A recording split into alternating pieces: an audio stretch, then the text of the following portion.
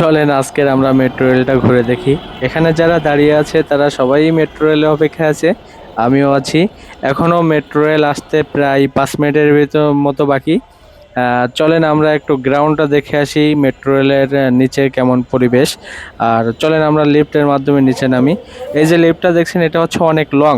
এটা লং বলছে এই কারণে নিচ থেকে ওপর পর্যন্ত প্রায় 2 তলা, 2 তলার মতো সমান একট লিফট, অনেক কমই দেখা যায়।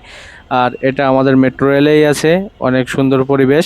চলেন আমরা ভিতরের গ্রাউন্ডটা একটু দেখে আসি।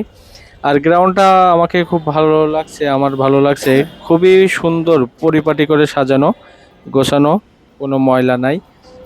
মেট্রো রেল আসতে আর অল্প কিছুক্ষণ বাকি। চলেন আমরা আবারও ওপরে যাই, ওপরে যে মেট্রো রেলে উঠে আপনাদেরকে মেট্রো রেলটা দেখাবো। চলেন।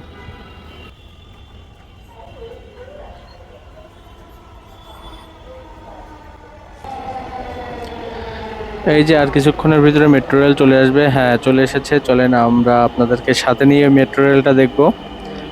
মেট্রো রেলের বাইরের সাইডটা তো দেখছেন কেমন দেখতে, আর ভিতরেটা কেমন যারা এখনো ওঠেননি কিংবা দেখেননি তাদেরকে আজকে দেখাবো। চলেন আমরা মেট্রো রেলের ভিতরে যাই।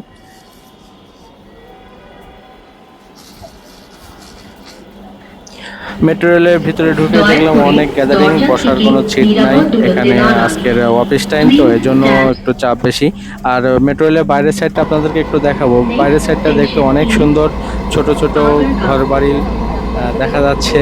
কারণ এগুলো ছোট ছোট না, এখানে আপনার 10 তলা 15 তলা পর্যন্ত বিল্ডিং। কারণ এই মেট্রো রেলের ওপর দিয়ে যেটা যাচ্ছে সেটা হচ্ছে অনেক উঁচু দিয়েই যাচ্ছে।